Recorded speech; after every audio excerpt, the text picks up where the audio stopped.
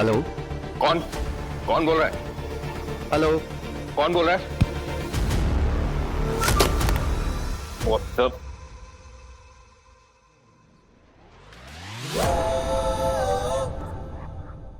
Seriously तुम फिर से? ये मुझे पूछना चाहिए, तुम फिर से? एक्सक्यूज मी, ये घर मेरा है। तो टक्करे मारते फिरोगे? The way you talk, तुम्हें पता भी है तुम किससे बात कर रही हो?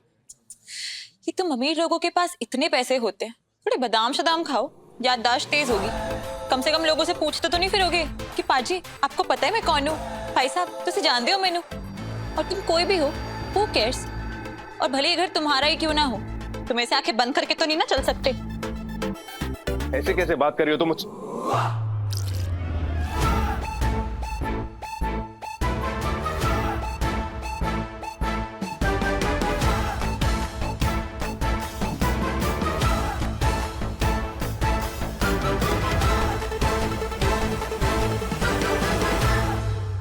ये क्या किया तुमने? जानबूझकर थोड़ी किया है, it was an accident.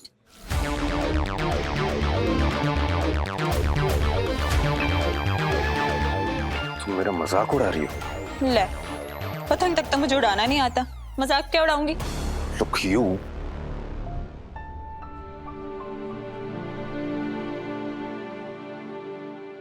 Oil paint है, इतनी आसानी से नहीं जाएगा। इसलिए तो तुमने जानबूझकर डाला है। तुम्हें आइडिया भी है कितनी एक्सपेंसिव है ये शेरवानी?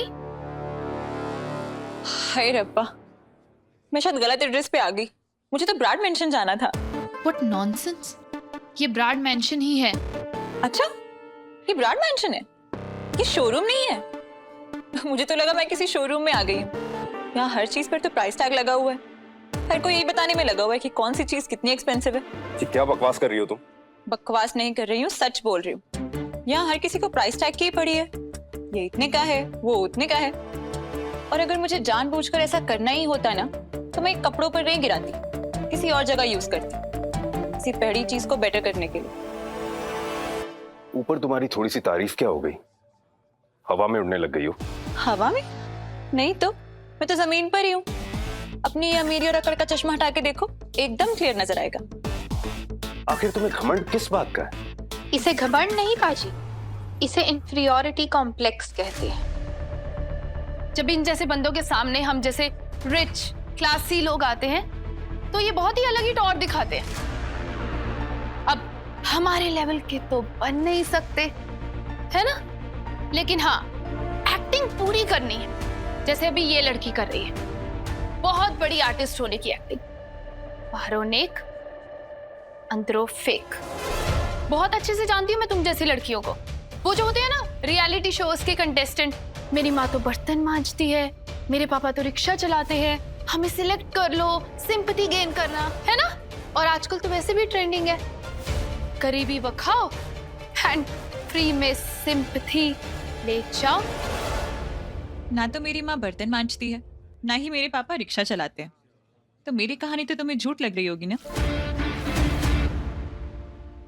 सॉरी, मैं ना अपने रिज्यूमे में ये सब लिखवा कर नहीं आई, पर तुम्हारी बातों से लग रहा है तुम्हें अपने जीवन का परम ज्ञान हासिल हो गया है। आखिर इंटरनेट के पर्वतों पर बैठकर घनघोर तपस्या जो की है तुमने, है ना? अगर इतनी ही समझदार हो तो अपने मिस्टर एटीएम को क्यों भेजा मुझे लाने के लिए? इस काम के लिए नहीं लाना था ना, किसी और को ले आते। और तुम होती कौन हो मुझे ये बोलने वाली कि मैं आर्टिस्ट हूं या नहीं? पता भी है आर्ट होता क्या है। आर्ट को समझने के लिए ना जिंदगी को समझना होता है, और असल जिंदगी ना इस फोन के बाहर होती है। ओ हेलो मैडम, आर्ट की तुमसे ज्यादा नॉलेज ना यहाँ हम सबको है। तभी तो तुम्हारे इस पाजी को हजूरी रोड के एक आर्टिस्ट की जी हजूरी करनी पड़ी। लोगों की मजबूरियों का मजाक उड़ाना ना बहुत आसान होता है। तुम जिसे सैड स्टोरी कह रही हो ना, वो किसी की हकीकत है। तुम ऊंचे घर वालों को हम सड़क पर चलने वाले लोग कीड़े मकोड़े नजर आते होंगे ना, पर हम है नहीं। तो जो थोड़ा बहुत दिमाग बचा है ना, उससे गलतफहमी निकाल दो कि तुम जब चाहे हमें दबा सकते हो। Get out. इसी वक्त इस घर से बाहर निकलो। और अगर मैं ना निकलूं तो सिक्योरिटी को बुलाकर धक्के मारकर बाहर निकलवाएंगे। यही उम्मीद थी। सुना था ये अमीर लोग काम होने से पहले कुछ और काम होने के बाद कुछ और हो जाते। आज देख भी लिया। जा रही हूं, और आज के बाद ना तुम जैसे अकड़ू, बदतमीज और घमंडी लोगों के घर कदम भी नहीं रखूंगी। और अगर हिम्मत हो ना तो ये अकड़ काम होने के बाद नहीं, पहले दिखाना। सत श्री अकाल।